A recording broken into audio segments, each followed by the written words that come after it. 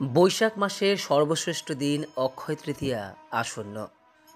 আগামী শুক্রবার 10ই মে 27শে বৈশাখ পালিত হবে পবিত্র অক্ষয় তৃতীয়া।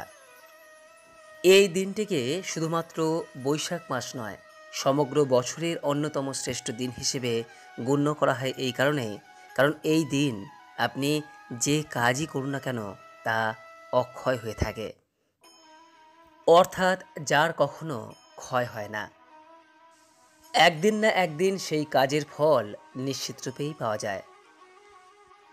তাই অক্ষয় তৃতীয়ার দিন বাড়িতে বাড়িতে পূজার আয়োজন করা হয়, বিশেষ করে সিদ্ধিদাতা গণেশ এবং মা লক্ষ্মীর। এর পাশাপাশি অনেকেই নিজের ইষ্ট দেবদেবীরও পূজা করে থাকেন। কিন্তু অক্ষয় তৃতীয়ার দিন আপনি যার পূজাই করে থাকুন না কেন, আপনাকে অবশ্যই মা লক্ষ্মী এবং শ্রী গণেশের পূজা করা প্রয়োজন। কারণ সমস্ত শুভ সূচনার প্রারম্ভে সবার প্রথমে সিদ্ধিদাতা গণেশজির পূজা করতে হয়, কারণ তিনি বিঘ্ন নাশকারী এবং ভগবান শিবের বরে তিনি হলেন প্রথম পূজনীয় দেব। তাই সমস্ত দেবদেবীর পূজার প্রারম্ভে সবার প্রথমে গণেশজিকে স্মরণ করতে হয়, তার উদ্দেশ্যে পূজা নিবেদন করতে হয়। আর মা লক্ষ্মী তিনি আমাদের ঘরে সর্বদা বিরাজ করেন। তাই গণেশজির পূজার সঙ্গে সঙ্গে যেমন পহেলা বৈশাখে তার পূজা করা হয়, পাশাপাশি এই অক্ষয় তৃতীয়ার দিনও তার পূজা সম্পন্ন করতে হয়। বন্ধুরা, আজ এই ভিডিওর মাধ্যমে আপনাদের সামনে আলোচনা করব যে এই পবিত্র অক্ষয় তৃতীয়ার পূজা আপনি কিভাবে সম্পন্ন করবেন, কিভাবে এই সুন্দর দিনটি পালন করবেন যাতে দিনটি অক্ষয় হয়ে থাকে। আশা করি দর্শক বন্ধুরা এই ভিডিওটি আপনাকে সমৃদ্ধ করবে, তাই ভিডিওটি শেষ পর্যন্ত মনোযোগ সহকারে দেখুন। দেখার পর এই সংক্রান্ত কোনোরূপ কোনো প্রশ্ন বা মতামত থাকলে নিজের কমেন্ট বক্সে অবশ্যই জানাবেন। নমস্কার দর্শক বন্ধুরা, অমৃত কথা এই চ্যানেলে জানাই আপনাদের সুস্বাগতম। ভারতীয় দর্শন, শাস্ত্র এবং বিভিন্ন দেবদেবীর পূজা অর্চনা পদ্ধতি এই চ্যানেলের মূল আলোচনার বিষয়বস্তু। বন্ধুরা, এই বছর এই পবিত্র অক্ষয় তৃতীয়া তিথি শুরু হচ্ছে শুক্রবার দিন সকাল 5:45 থেকে, যা থাকছে শুক্রবার শেষ রাত্রি 4:51 পর্যন্ত। সুতরাং 10ই মে শুক্রবার সমগ্র দিন জুড়েই অক্ষয় তৃতীয়া তিথি থাকছে। তবে অক্ষয় তৃতীয়ার পূজার জন্য সবথেকে আদর্শ সময় হলো শুক্রবার সকাল 6:43 থেকে সকাল 7:35, সকাল 10:12 থেকে দুপুর 12:48 এবং সন্ধে 6:05 থেকে রাত্রি 7:35 পর্যন্ত সময়কাল। এই প্রসঙ্গে আপনাদের জানাই যে অক্ষয় তৃতীয়ার যে বিশেষ কেনাকাটি, অর্থাৎ এই দিন যে সকল জিনিসপত্র কেনা শুভ, তা ইতিপূর্বেই একটি ভিডিওর মাধ্যমে আপনাদের সামনে ব্যক্ত করেছি। আপনি সমগ্র দিন জুড়েই এই কেনাকাটির পর্বটি সারতে পারেন। অক্ষয় তৃতীয়ার দিন কোন কোন জিনিস কেনা শুভ তা জানতে এই ভিডিওর ডেসক্রিপশন বক্সে দেওয়া ভিডিওটি আপনি প্রয়োজন বোধ হলে দেখে নিতে পারেন। এবার দর্শক বন্ধুরা আপনাদের সামনে ব্যক্ত করব অক্ষয় তৃতীয়ার পূজা বিধি সম্পর্কে এবং এই দিনটি কিভাবে পালন করতে হয় সেই প্রসঙ্গে। বন্ধুরা, এই পবিত্র অক্ষয় তৃতীয়ার দিনে যে বিষয়টি আমাদের সর্বপ্রথম করা প্রয়োজন তা হলো খুব সকালে ভোরবেলায় ঘুম থেকে ওঠা, এবং ভোরবেলায় ঘুম থেকে ওঠার পর অবশ্যই আপনার নিজের ইষ্ট দেবতাকে স্মরণ করুন এবং তাকে ধন্যবাদ জ্ঞাপন করুন। আপনি এ যাবৎ পর্যন্ত যা কিছু পেয়েছেন, যা কিছু পাননি, সমস্ত কিছুর জন্যই তার উদ্দেশ্যে ধন্যবাদ জ্ঞাপন করুন। দিনের শুরুটা আপনি মাতা পিতাকে প্রণাম করে শুরু করুন, কারণ মাতা পিতা হলেন প্রধান দেবতা, যাদের জন্য আমরা এ পৃথিবীর আলো দেখতে পেরেছি। তাই অবশ্যই এই পবিত্র দিনে নিজের মাতা পিতাকে অন্তত একটি বার প্রণাম করুন। এই দিন চেষ্টা করুন সকালেই স্নান পর্ব সারতে, কেননা স্নানের পরই আপনাকে পূজার বিভিন্ন উপকরণ জোগাড় করতে হবে। এই দিন অবশ্যই আম পাতা ও ফুলের মালা দিয়ে সদর দরজা সাজানোর চেষ্টা করবেন।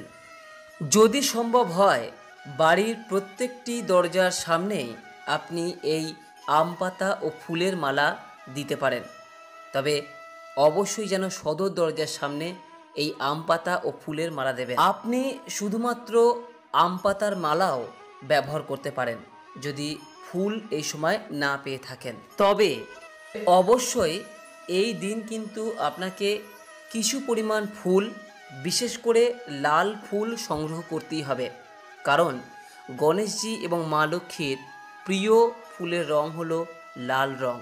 তাই এই দিন অবশ্যই কিছু হলেও লাল ফুল সংগ্রহ করুন।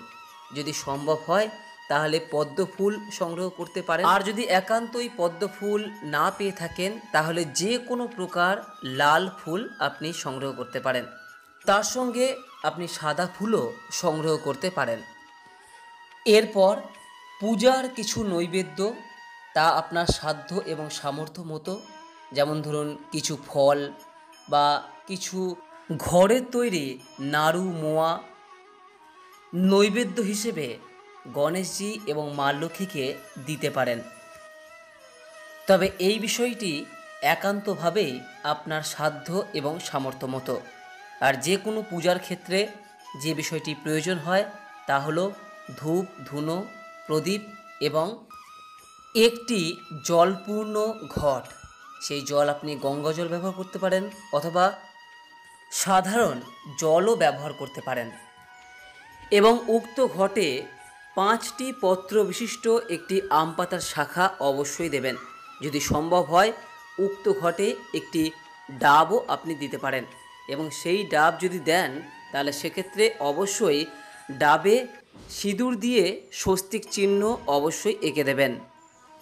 এক্ষেত্রে প্রথমেই আপনাকে করতে হবে একটি নতুন খাতা নেওয়া, এবং উক্ত খাতায় অবশ্যই পবিত্র স্বস্তিক চিহ্ন অথবা নারায়ণ চিহ্ন এঁকে দেবেন, এবং ওই খাতার একেবারে প্রথম পৃষ্ঠায় একটি রূপোর কয়েন অথবা 1 টাকার একটি কয়েন সিঁদুরে ডুবিয়ে সেই টাকার কয়েনটির ছাপ উক্ত খাতার প্রথম পৃষ্ঠায় অবশ্যই দেবেন।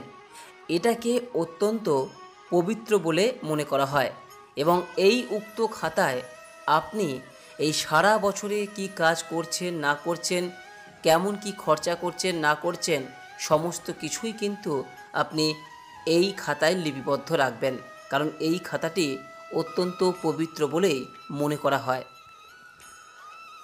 এরপর মা লক্ষ্মী এবং গণেশজিকে আপনার সাধ্য ও সামর্থ্য অনুযায়ী নৈবেদ্য নিবেদন করুন, এবং তার সঙ্গে ফুল, জল, দূর্বা এই সমস্ত দ্রব্যগুলিও নিবেদন করুন। এর সঙ্গে এই বিষয়টি আপনাকে খেয়াল রাখতে হবে যে আম পাতা, ডাব এবং গঙ্গা জল দিয়ে যে মঙ্গল ঘরটি আপনি তৈরি করলেন, সেই ঘরটি আপনি গণেশজি এবং মা লক্ষ্মীর সামনে রাখতে পারেন অথবা সদর দরজার পাশে রাখতে পারেন। যে খাতাটি আপনি ব্যবহার করলেন সেটি অবশ্যই মা লক্ষ্মী এবং গণেশজির মূর্তির পাশে রেখে দিন, এবং তার সঙ্গে যে কয়েনটিকে আপনি ব্যবহার করলেন সেটিও মা লক্ষ্মী এবং গণেশজির পাশে রেখে দিন, এবং সামর্থ্য অনুযায়ী বিভিন্ন দ্রব্য আপনি মা লক্ষ্মী এবং গণেশজির উদ্দেশ্যে নিবেদন করুন, এবং তারপর যেটি করতে হবে তা হলো আরতি। এই আরতি পর্ব যখন করবেন তখন অবশ্যই শঙ্খধ্বনি দিতে ভুলবেন না, এবং তার সঙ্গে প্রদীপ প্রজ্বলন ও ধূপধুনো অতি অবশ্যই করবেন। এই আরতি পর্ব সমাপ্ত হওয়ার পর আপনি মা লক্ষ্মী এবং গণেশজির উদ্দেশ্যে আপনার প্রার্থনা নিবেদন করুন। এইভাবে খুব সহজ সরলভাবেই আপনি এই দিনটি পালন করতে পারেন। তবে মনে রাখবেন, এই দিন কিন্তু কখনোই কোনো খারাপ কাজ করবেন না। আর এই অক্ষয় তৃতীয়ার দিন যে ব্যক্তি ব্রত রাখছেন সেই ব্যক্তি অবশ্যই কিন্তু নিরামিষ আহার গ্রহণ করবেন। এই দিন জপ, তপ, দান, ধ্যান এর পক্ষে আদর্শ দিন। তাই এই দিন কোনো ব্যক্তিকে কখনোই কোনো অবস্থায় খালি হাতে ফেরাবেন না। আপনার সাধ্য এবং সামর্থ্য অনুযায়ী কিছু অন্তত অবশ্যই দান করুন এবং কোনো ব্যক্তির মনে কখনোই কিন্তু এই দিন আঘাত করবেন না, কারণ এই দিনের কাজ অক্ষয় হয়ে থাকে, যার ফল ভালো এবং খারাপ উভয়ই ভোগ করতে হয়। আশা করি এই ভিডিওর মাধ্যমে আপনাদের কিছুটা সমৃদ্ধ করতে পেরেছি। যদি আপনার এই ভিডিওটি ভালো লেগে থাকে তাহলে অনুগ্রহ করে একটি লাইক করবেন, পারলে আপনজনদের মধ্যে শেয়ার করে বিষয়টি জানিয়ে দেবেন। আজ এখানেই শেষ করলাম। নমস্কার, ধন্যবাদ। ঈশ্বর আপনার মঙ্গল করুক।